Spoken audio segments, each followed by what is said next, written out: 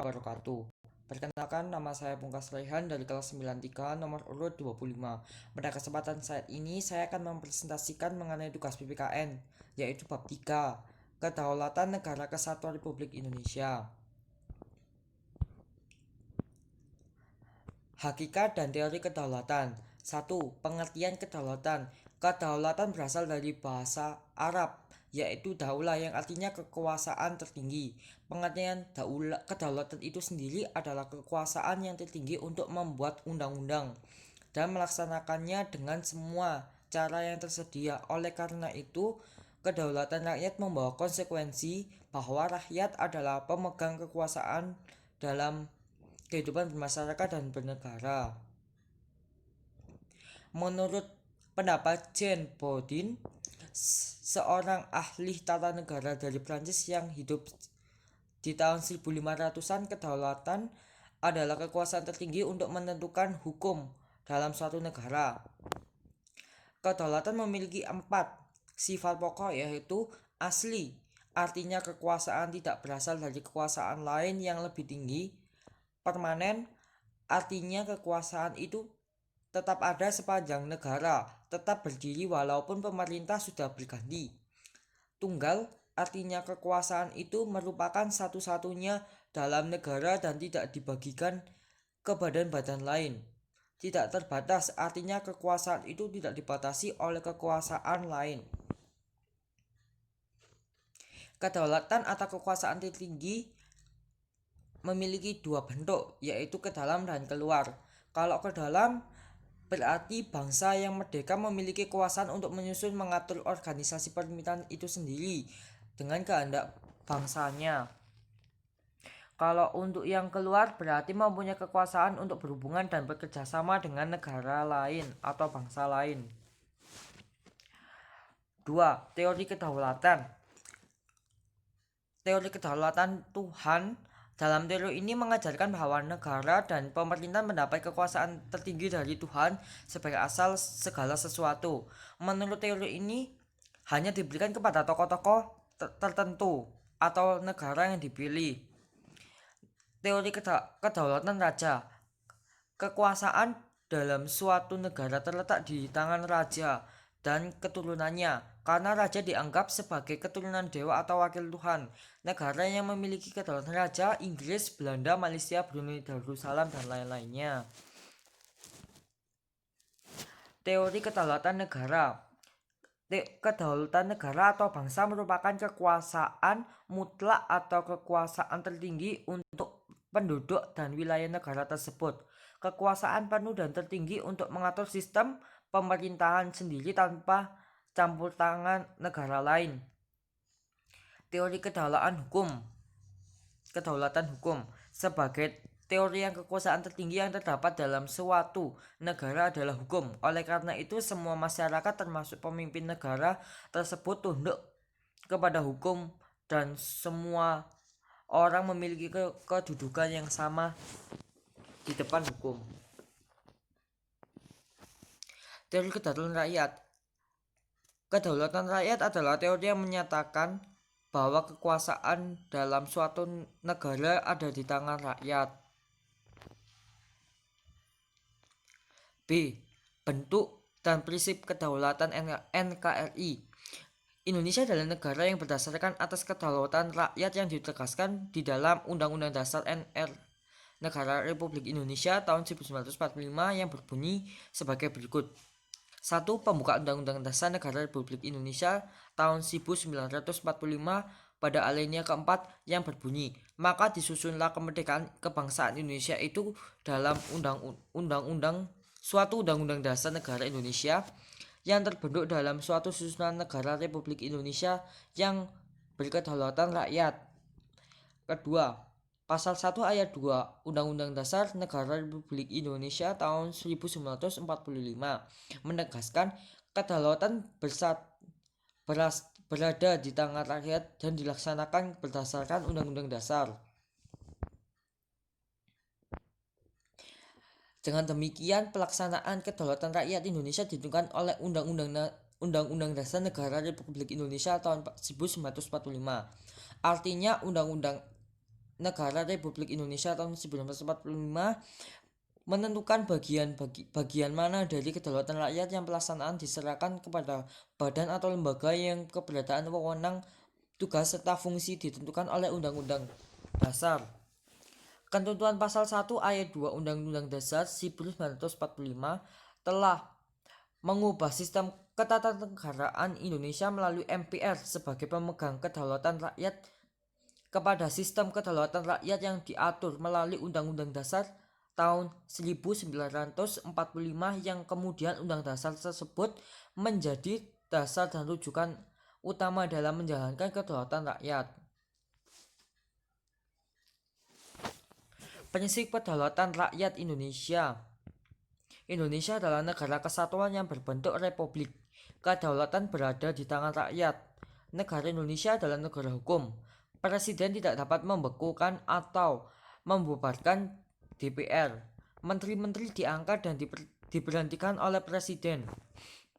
MPR hanya dapat memberhentikan presiden atau wakil presiden dalam masa jabatan menurut Undang-Undang Dasar. Prinsip kedaulatan rakyat memiliki hubungan yang sangat erat maka demokrasi. Demokrasi berasal dari kata demos dan kratein. Demos berarti rakyat dan kratein adalah pemerintahan, di mana secara harfiah maka dari itu di dalam negara demokrasi rakyatlah yang memiliki kekuasaan penuh untuk mengatur pemerintahan, dengan kata lain bahwa kekuasaan berada di tangan rakyat. Dalam perkembangannya demokrasi juga mengalami pasang surut, yaitu perlindungan konstitusional, badan kehakiman yang bebas dan tidak memihak, kebebasan untuk menyatakan pendapat, dan yang terakhir pemilihan umum yang bebas. 1. Kebangsaan untuk berserikat atau berorganisasi dan berprofesi.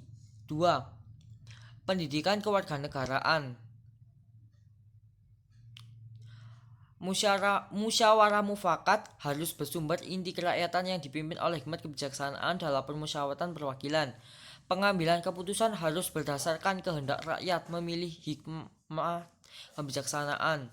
Cara mengemukakan hikmah kebijaksanaan harus berdasarkan dengan akal sehat serta hati nurani yang luhur. 4. Keputusan yang diambil harus dapat dipertanggungjawabkan secara moral kepada Tuhan serta menjunjung tinggi nilai kemanusiaan dan keadilan. Nomor 5. Keputusan harus dilaksanakan secara jujur dan bertanggung jawab.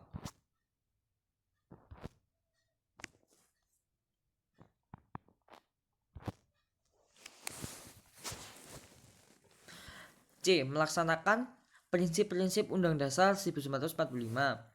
1. Perkembangan demokrasi di Negara Kesatuan Republik Indonesia. Demokrasi ada A yang pertama, demokrasi parlementer. Pada tahun 1945 hingga 1959. Pada tahun 1945 hingga 50 terjadi perubahan sistem pemerintahan dan presidensial menjadi parlementer, di mana dalam sistem pemerintahan presidensial presiden memiliki fungsi ganda, yaitu sebagai badan eksekutif dan merangkap badan legislatif. B. Demokrasi terpimpin 1959 hingga 1966 adalah masa ketika sistem demokrasi terpimpin sempat berjalan di Indonesia. Demokrasi terpimpin adalah sebuah sistem demokrasi yang seluruh keputusan serta pemikiran berpusat pada pimpinan negara, kala itu Presiden Soekarno.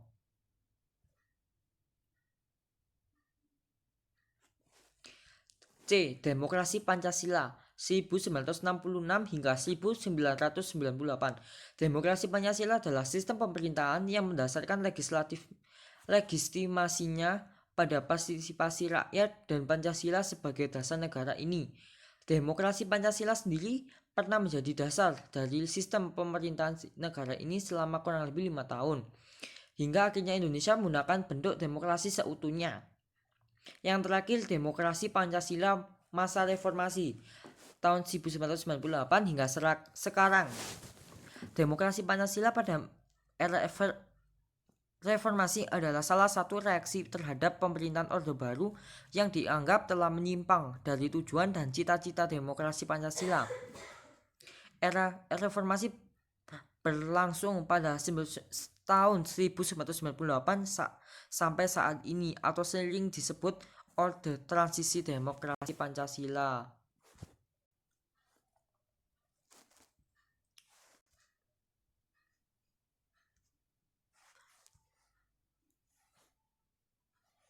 Dua, perkembangan sistem pemerintahan di NKRI. Sistem parlementer. Sistem parlementer adalah sebuah pemerintahan di mana parlementer memiliki peranan penting dalam pemerintahan.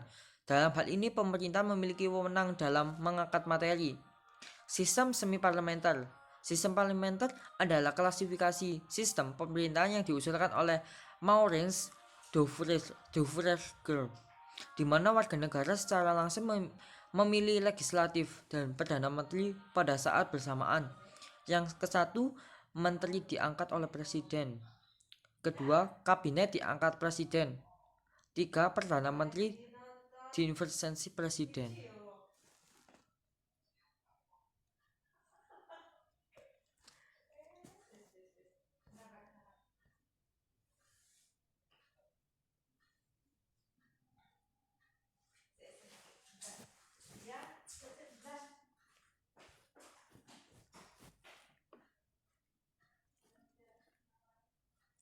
Sistem presidensial. Sistem semi-presidensial atau sistem dual eksekutif adalah penggabungan dari sistem presidensial dan parlementer, di mana presiden dipilih oleh rakyat serta dalam melaksanakan kekuasaan bersama-sama dengan Perdana Menteri.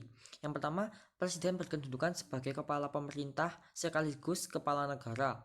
Yang kedua, kekuasaan eksekutif presiden diangkat berdasarkan demokrasi rakyat. Ketiga, menteri-menteri hanya bertanggung jawab kepada presiden. Ketiga, lembaga-lembaga negara. Yang pertama, Majelis Permusyawaratan Rakyat (MPR). Sesuai dengan pasal 3 ayat 1 Undang-Undang Dasar tahun 1945, MPR mengamandemenkan mempunyai tugas dan wewenang sebagai berikut. 1. Mengubah dan menetapkan Undang-Undang Dasar. Kedua, melantik presiden dan wakil presiden. Ketiga, memberhentikan presiden dan wakil presiden dalam masa jabatan menurut Undang-Undang Dasar. Yang kedua, presiden. Presiden dan wakil presiden sebelumnya menjalankan tugasnya bersumpah atau mengucapkan janji dan dilantik oleh MPR, ketua MPR. Dalam sidang MPR, setelah dilantik presiden dan wakilnya, presiden menjalankan pemerintahan sesuai dengan program yang telah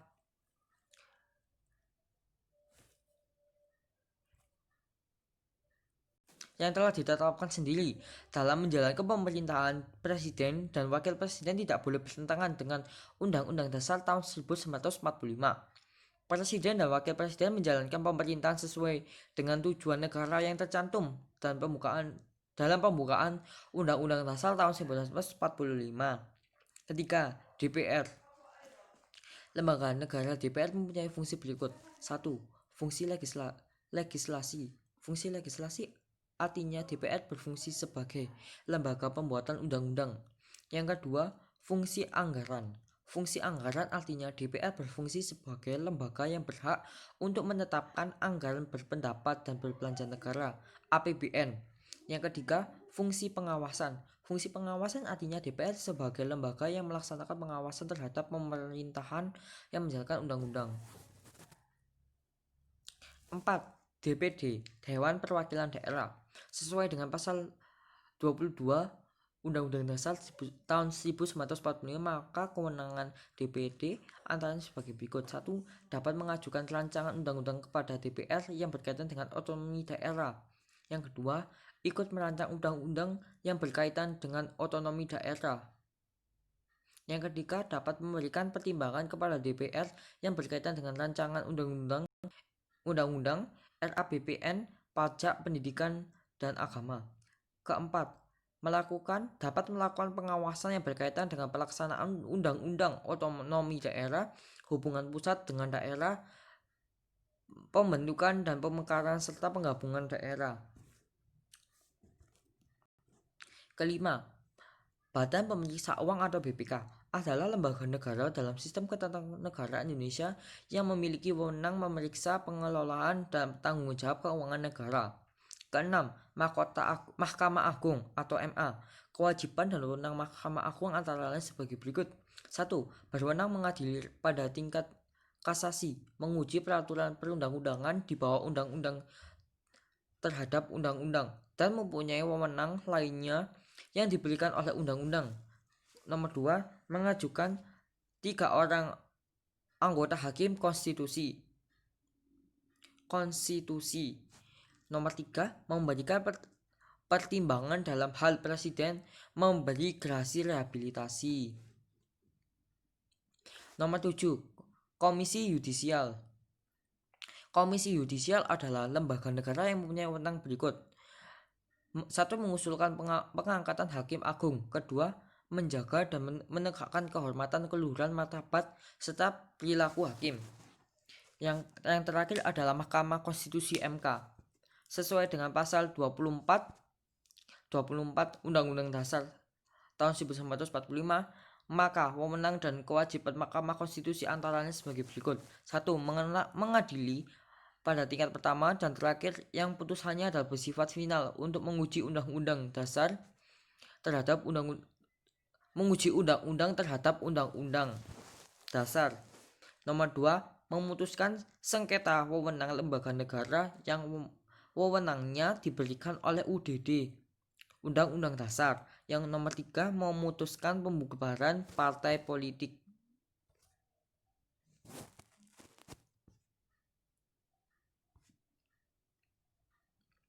Empat, hubungan antara lembaga MPR dengan DPRD. Keanggotaan MPR yang berdiri atas anggota DPR dan anggota DPD menunjukkan bahwa MPR merupakan lembaga perwakilan rakyat karena anggotanya dipilih secara umum. DPR dengan Yang nomor 2, DPR dengan Presiden, DPD, MPR, dan MK.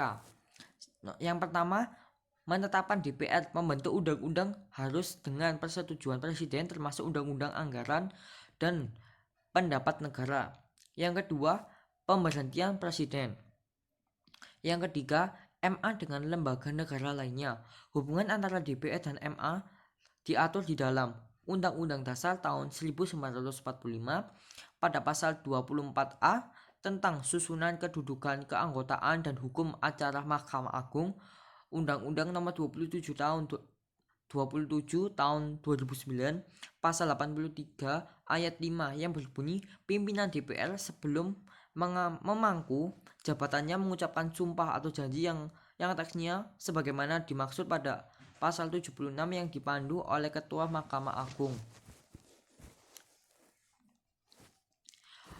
Undang-Undang Nomor 27 tahun 2009 pasal 83 ayat 5 yang berbunyi pimpinan DPR MK dengan Presiden, DPR, BPK, DPD, MA, dan KY. Hubungan sesuai dengan pasal 24C ayat 1 Undang-Undang Dasar tahun 1945 yang menjelaskan bahwa salah satu wewenang MK adalah memutuskan sengketa wewenang lembaga negara yang wewenangnya diberikan Undang-Undang Dasar. Lebih jelas contoh hubungan kedudukan MPR yang sebagai lambang negara. Maka apabila MPR bersengketa dengan negara lain yang sama-sama memiliki wewenang yang ditentukan oleh undang-undang, maka konflik tersebut harus diselesaikan oleh MK. DPR dengan Presiden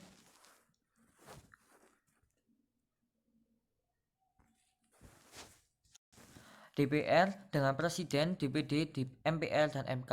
Hubungan DPR dengan Presiden, DPD, dan MK adalah sebagai berikut. Menetapkan undang-undang. Kedua, memberhentikan Presiden. Dan 3, DPR berwenang mengajukan anggota Mahkamah Konstitusi. DPD dengan BPK. Dengan perwakilan daerah menerima hasil pemeriksaan Badan Pemeriksa Keuangan BPK dan memberikan pertimbangan untuk memberikan anggota BPK dan DPR Kemudian ini memberikan hak kepada DPD untuk mengajukan hasil laporan keuangan BPK sebagai bahan dalam rangka pemelaksanaan tugas dan wewenang yang dimilikinya, dan untuk turut menentukan keanggotaan BPK dalam proses pemilihan anggota BPK. Sekian, terima kasih. Mohon maaf jika ada salah kata. Wassalamualaikum warahmatullahi wabarakatuh.